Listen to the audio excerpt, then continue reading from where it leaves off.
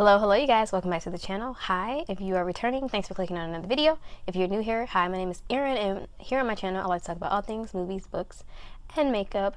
And so today we're going to be getting into a review of all the things I read in 2021, which this is coming up a tad late, but I mean we're still at the beginning of the year. I mean it's just January 16th or 17th. I think it's the 16th today. But yeah, I'm going to be talking about all the books that I read in 2021, what I thought about them, my stats, and not what I thought about them, but my stats and things for the whole entire year. And I also want to talk about some kind of challenges and goals I have for the next year. So if you're interested in seeing like some stats on reading and things like that, then just keep on watching. By the end of the video, if you enjoyed it, give it a thumbs up, of course, and subscribe to the channel down below. I would really appreciate it, and you won't be sorry that you did so, because I have a lot of great content on here, which you can also find linked in the description box below. So without further jabbering on, let's talk about some books. Alright you guys, so I printed off my Goodreads stats. I have them here sitting in front of me, and so I will talk about all of the stats that Goodreads put together, and also some that I kind of put together myself as well. But let's go ahead and hop into how many books I read for 2021.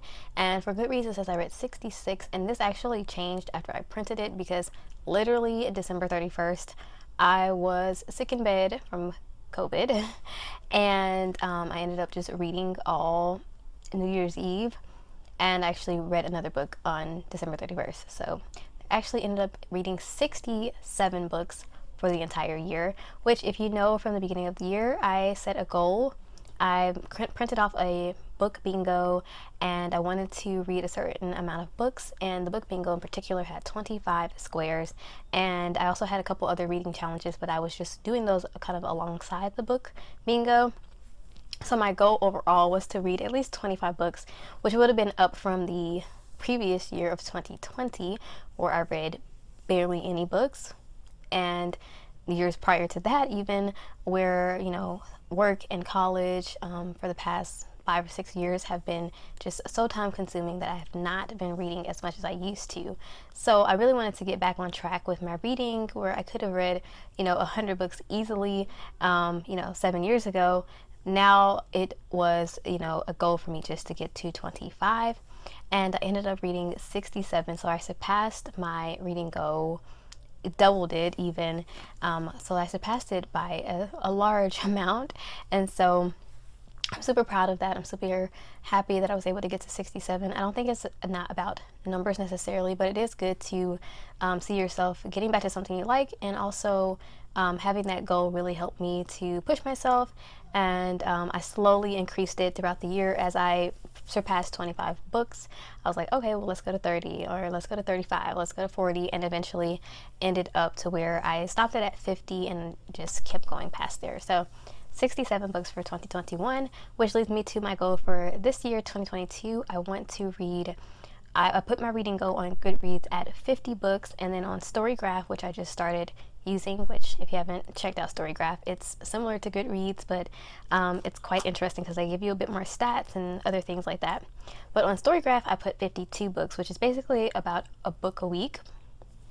So my goal for this year is to read 50 to 52 books for 2022. I didn't go past 50, even though I read more than 50 in 2021, because I set a goal of 25. I don't want to go too much above that for the next year. I'm keeping it at a level I think I will definitely get to, but I don't want to overdo it for myself and go like the 75. So I think 50 was a good medium between 25 and, you know, what I actually read for the previous year, which is 67. So my reading goal for this year is 50 books in total. I definitely think I can get to that. I'm actually already starting off fairly strong for January, which you will see at the end of the month. But alright, yes. So Goodreads also keeps track of the amount of pages read, which I think this can vary sometimes because it depends on, you know, what Goodreads has in their database for how much the pages are in the book, how many pages are in the book. And some books can vary depending on what edition you have, or if you have a large print versus a paper book versus a hard book. But the number of pages read, it says for me, is 2,909 pages read for the year. And again, that is when it showed that I had read 67 books, or 66 books, but like I said, I read one more book on December 31st. So I printed this before December 31st. I printed it like December 30th because I was not expecting to finish any more books, but I finished one book in a whole day. So one whole book in a day on Christmas Eve or New Year's Eve. But this is before I read that last book. So 20,909 pages, which is really nice. I don't have a specific goal for this for the next year. Like I said, I just want to read 50 books. And if I end up reading some long books or short books, that's just the roll of the dice. I do want to read some more longer books and try to challenge myself this year, but I'm not going to like force myself. Like a lot of the books I've read already for this month have been very short, and that's fine, you know. And it's not about reading more books, so I'm using, you know, reading shorter books. It's just what I'm interested in right now just happens to be books that are shorter length. So yes, there you go. Those are the number of pages I read for 2021. No specific goal for 2022. Let's go into the longest and shortest book, what I think is quite interesting. The shortest book I read was The Awesome Egyptians, which is like a nonfiction mid-grade book for kids talking about ancient Egyptians and ancient Egypt. And then the longest book I read was Wolves of Kala by Stephen King. No surprise to me, it was 931 pages. I read a large portion of it on audiobook just because I was just introduced to I just introduced myself to audiobooks and started using them more, and I've been really enjoying doing audiobooks now for the past like 2 months. Well, December, yeah, end of November till now. And that was the one that had the most. I also have the physical copy of it, so I read it like some in audiobook, some of the physical copy. It's a large book. So 931 pages was the longest book I read. I'm definitely thinking I'll surpass that this year because there are some books on my TBR for the whole year for 2022 that have more pages than that. A couple Brandon Sanderson I think are longer than that one.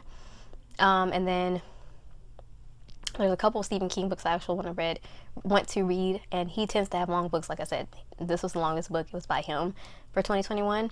But yeah, there's a couple books by him I want to read this year that are quite chunky. So there you go. I think the second longest book I read for 2021, it's not on this Goodreads printout, but it was definitely Dune, which has like 800 something pages, 800 something, like 820 or yeah, in that range.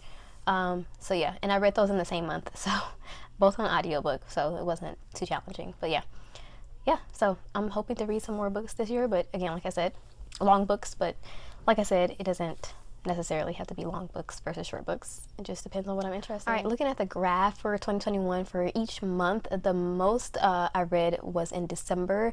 I really went hard in December. I read 13 books in total, which actually would end up being 14, like I said, because there was one book that was not counted on this particular spread.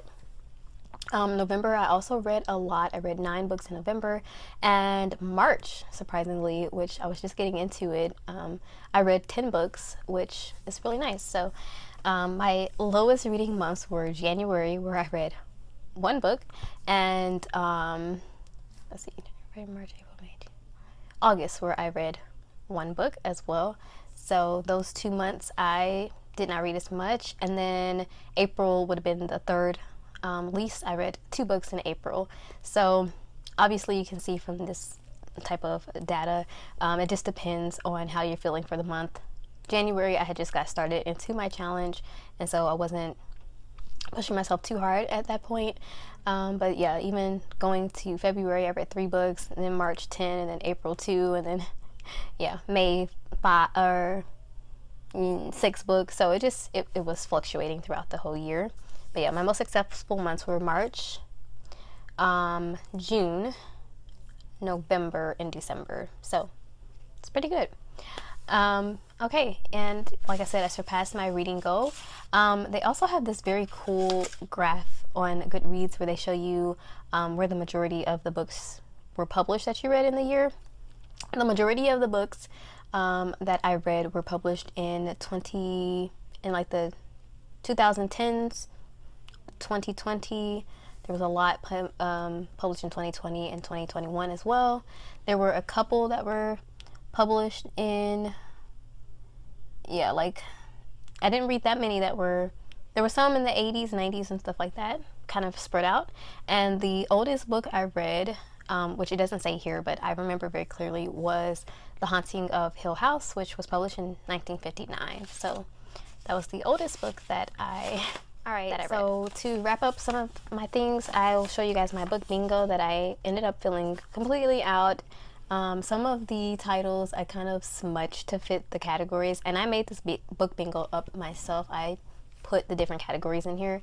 So some of them I ended up kind of not exactly matching exactly what it was supposed to be, but I was like, that kind of matches. So yeah, some of these are terrible, and a couple of them were just books I found on the ebooks I found on somewhere just to fit the theme. Really bad. And then because I surpassed this one, I went ahead and made me another little book bingo on the back of this, which I ended up filling up except for nonfiction. And so I filled this one up as well, except for the nonfiction, and I put a lot more of your pick type of boxes in here because I was just at this point just reading so much that I just wanted to read what I wanted to read. And any extra books that didn't fit into the categories, I just wrote on the bottoms. I also had printed off this little book challenge for myself, and I filled out most of it, but I didn't fill out all of them, and this was just an extra challenge, or if I could match any on here that were also matched on here. There's a lot of duplicate titles from this one to that one. The ones I didn't fill up on this one were Edwardian. I didn't read any books in that era and from those authors that they suggested. And Russia, which was supposed to be a book that takes place in Russia, a book with a Russian character, or a book with a Russian author, which probably would have fit for one of the books I'm trying to read right now. But yeah, so nothing in those two categories. But everything else I filled out. And this was pretty fun. I liked the different kind of categories, and they were very much, you kind of could match them how you want it, or fill it in with the book title that you thought matched with it. It wasn't anything super strict. And lastly, I also had this little book challenge. This is from, I don't even remember what website I got this from. This one is from, I don't know where I got this from either, but if you look up book bingos, this is on Google, it'll pop up if you search. And this one was a 2001 reading challenge. I don't remember what website I got this from. I filled out a majority of this one as well, and I was only going to try to fill up the front, but I ended up reading things that matched the prompts on the back as well, so I went ahead and just filled out what I could. I didn't fill this one up. This one has 48 different prompts, but like I said, I didn't read some of the things, like a book with the form of royalty in the title. I tried, and I just couldn't get into the book I picked, so I DNF'd it. A book that takes place in spring, I did do actually. A book by Barbara Cartland. Just some of the prompts I just didn't get on with, so I didn't do them.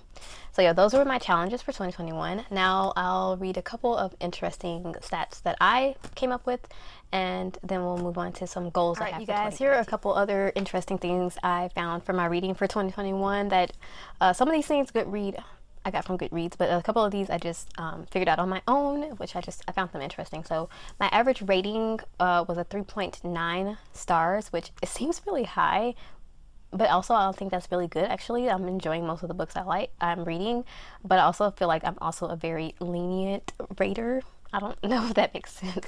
I don't tend to give I have given 2 stars, 3 stars on some books, but the majority of my ratings were either 3.5, 4 stars, 4.5, and Goodreads doesn't even do half stars. But Storygraph, I think that's how the website, it does let you do 0.5 and 0.75, so I'm hoping to get a more accurate rating of how I rate books for the next year from that website. But yeah, 3.9 for my rating for the year, which I think is actually pretty good. The most read author, I found this very interesting. I went through all the books I read and counted up, and I already knew which author was going to be the one, and that was Stephen King. I read 6 Stephen King books. The second most read author from me this year was James Dashner, who wrote the Maze Runner trilogy. I read that whole trilogy at near the beginning of the year, and I was quite enthralled with that series at the moment when I was reading it. I think I read those in March, which is probably why I have such a high number of books I read that month, because I read that trilogy back to back to back, and I really enjoyed all 3 of the books. And then the third most read author I have is Raven Kennedy, who did the Plated Prisoner series, which I read in November, and there were 3 books for that, and I read those on ebook. So those are my most read authors from the year. I'm pretty sure I'm gonna have a large number of Stephen King books read this year, because I have some on my, he writes so many books, and I have so many on my list, but I'm not going to focus on Stephen King specifically. I want to definitely try to find more horror authors as well this year. So we'll see. I don't have any predictions about that in particular. There are some authors that I want to read more from that I started reading in 2021 for the first time, and I want to read more from them, so we'll see. And then I did have a couple authors that I read 2 books from. All the ones I mentioned before, Stephen King, James Dashner, and Raven Kennedy, I read 3 or more books from. The authors I read 2 books from are J.R. Beery, who's like a romance author. I read 2 of her historical romance novels on Kindle. I read 2 Octavia E. Butler books, which I enjoyed both of them, and I'm hoping to read some more from her this year. Donovan Lynn, another romance novelist who I've read some of her books on Kindle app, and R.L. Stine, which was no surprise to me. I definitely want to read more R.L. Stine this year, and that could quickly go up in number because his books tend to be a lot smaller and easier to fly through, so we'll see. And then let's go into the genres specifically, and I'll tell you how many I read from each. I did tally mark, so this is going to be a pain. Let me just go off camera, count them up really quickly, and all right, you guys. So this was very tricky because some of the books have more than one genre that it could fit into. So some of these numbers are definitely repeats. Like if it was a romance, but I also counted it in the fantasy romance category, which I don't necessarily have to separate those, but I went ahead and did so because I read a lot of specifically fantasy romance books this previous year, and also like historical romance could fit just into the romance category. But again, I read a lot of books that were historical romance novels, and I think it's very specific that they were historical romance novels, if that makes any sense. So the numbers don't necessarily add up because the way I counted them up was very weird. I don't know what I was, but it made sense to me when I was doing it. Or like some of them, like a mystery could also fit into a YA, or a thriller could also fit into horror. So there's going to be numbers that it doesn't exactly add up, but you get what I'm going to go through. So for the romance category, I counted 23 books in this particular category of just like general romance, but I also separated out fantasy romance, and I have 11 fantasy romance and 16 historical romance. And again, some of those historical romances were represented in the romance category by themselves, but also some of them I just put in historical romance. So very strange how I did those numbers there. I don't know. They don't add up. Don't try to make sense of it. But I found it particularly interesting that I read 11 fantasy romances and 16 historical romances, which is not surprising to me though, because I do tend to go for historical romances. I don't know why. I don't know. I like the concept of them, I guess. I don't tend to read a whole lot. I used to read a lot more contemporary romance novels. I don't anymore, not as much. I do want to read it some more because I know there are a lot of popular ones, and I know there's some that are coming out this year. So I do want to read some more contemporary romances this year, but I tend to go for a lot of historical romances. And fantasy romance I also find to be quite interesting, fun. They could get very interesting in different concepts with that, different plot points, different magical elements. So I enjoy a fantasy romance. Let's hop over to fantasy in general, which some of these also include fantasy romances in them. So for fantasy novels, again, some of these include fantasy romance. I read 19, which I will put in the fantasy category, meaning they have some sort of fantastical element. You guys know what fantasy is. So in total, 19 fantasy novels. And that's, again, for me, no surprise, I really enjoy fantasy novels, and I love fantasy books, series, etc. For horror, I read 13. I thought that number would be a bit higher, but I think that's about right. Maybe if I were to average out 1 per month but obviously some months I read a lot more horror than others.